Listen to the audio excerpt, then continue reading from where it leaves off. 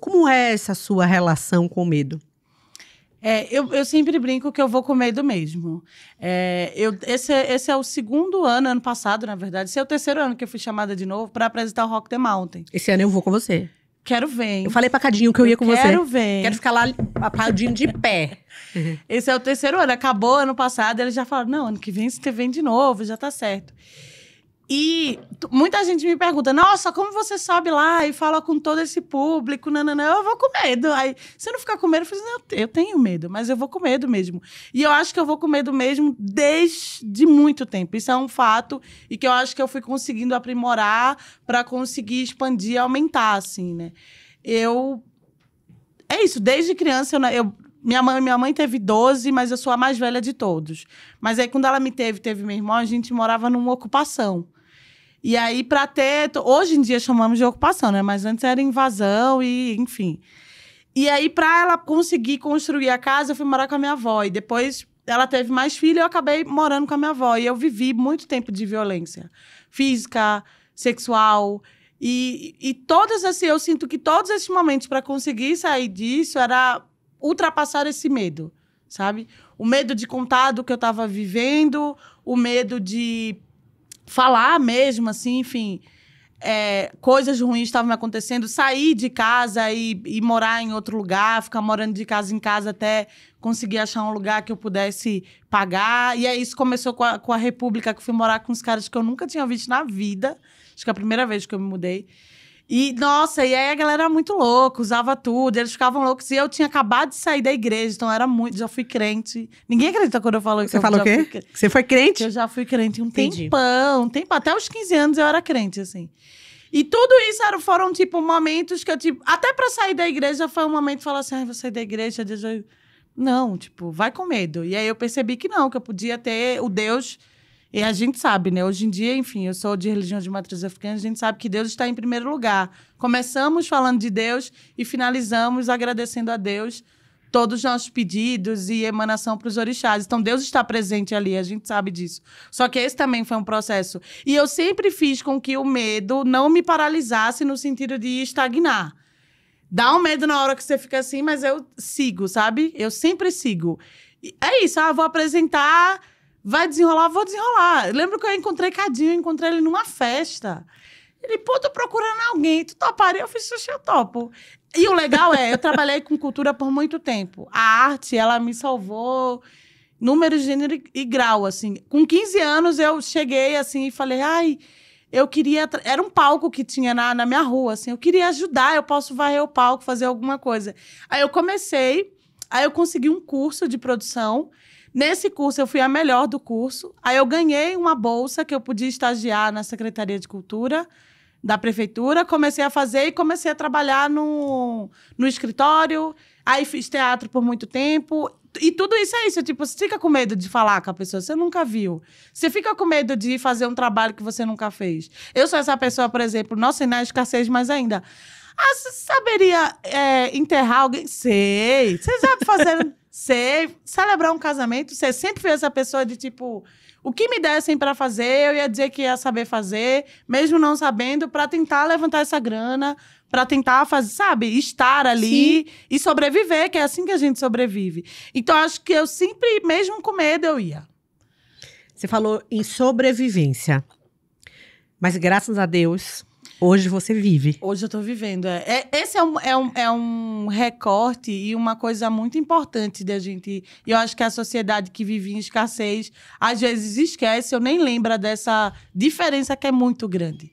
Sobreviver é esse lugar de, tipo, estar o tempo todo num fio muito fino de... É isso, sabe? De beirar até a loucura, a tristeza sem fim. Quando você começa a viver... É isso, sabe? Eu vou viajar. Eu lembro a primeira vez que eu fui viajar, de férias mesmo, porque todo ano eu trabalhava no Ano Novo.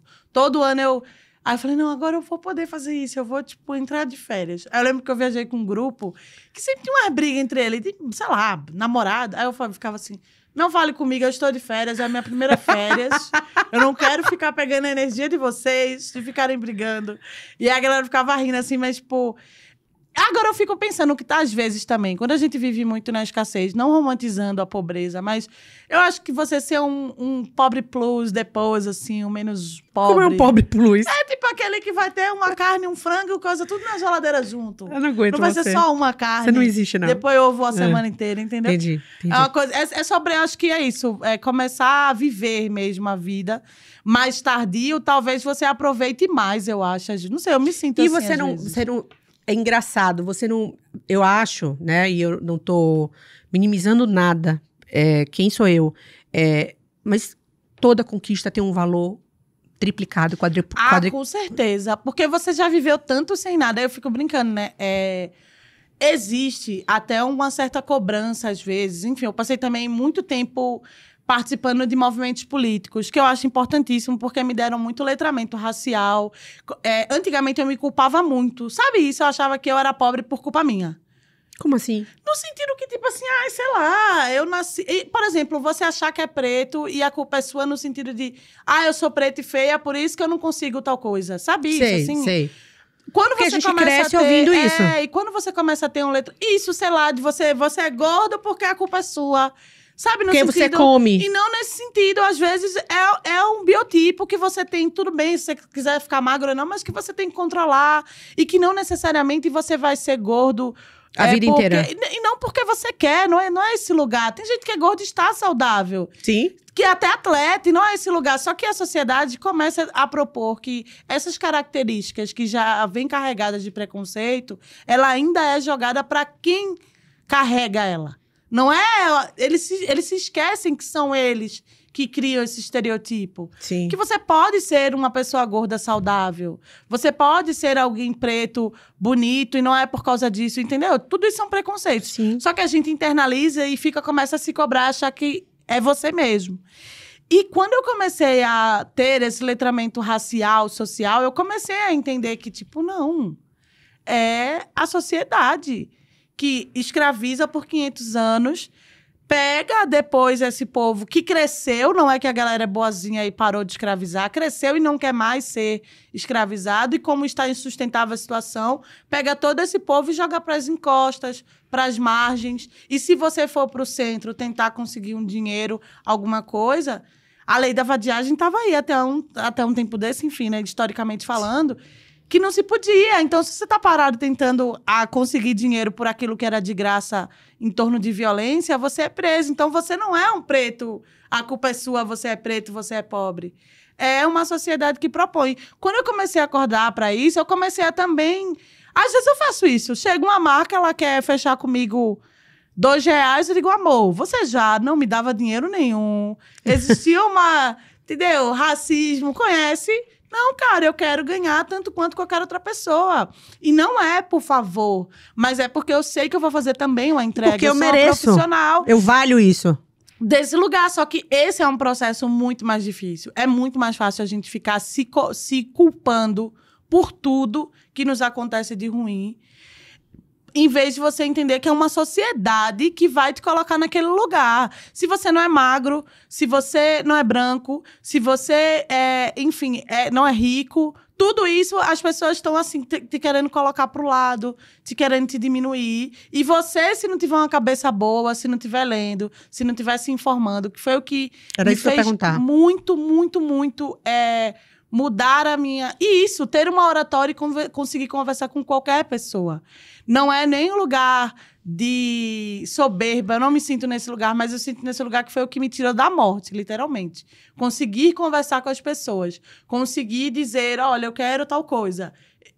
Quando eu comecei essa ideia de trabalhar com rede social, hoje em dia eu não faço mais isso, é um fato. Mas todos os dias eu estudava 1 hora sobre. Redes sociais? Eu lia, nem que seja um Google, que é isso também, às vezes. Às vezes, as pessoas não sabem nem como estudar. Você já pensou nisso? É profundo. As pessoas não sabem como estudar. Não é que elas são preguiçosas. Elas não sabem. O ser humano, ele nasce totalmente zero de informação. É a informação que te nutre e é a informação que vai fazer com que você seja alguém, com que você seja respeitado, com que alguém te escute. Você não consegue concatenar, porque você não teve essa educação. E às vezes eu não sabia como estudar. Aí sabe o que eu fazia? Eu ficava dando Google. era tanta besteira, mas eu achava umas coisas que realmente eu colocava em prática e tocava acontecia, entendeu? E hoje eu consegui várias coisas. A minha rede cresceu muito. É porque as coisas vão se atropelando e você vai tendo outras... você vai subindo de degrau, né? E isso mesmo, sei lá, por exemplo, eu continuo fazendo coisa orgânica, mas às vezes, que é o que paga as minhas contas, fazer publicidade faz muito mais... Tem muita maior importância, porque eu tô pagando as minhas contas com aquilo. Mas tento não sair também desse lugar, claro.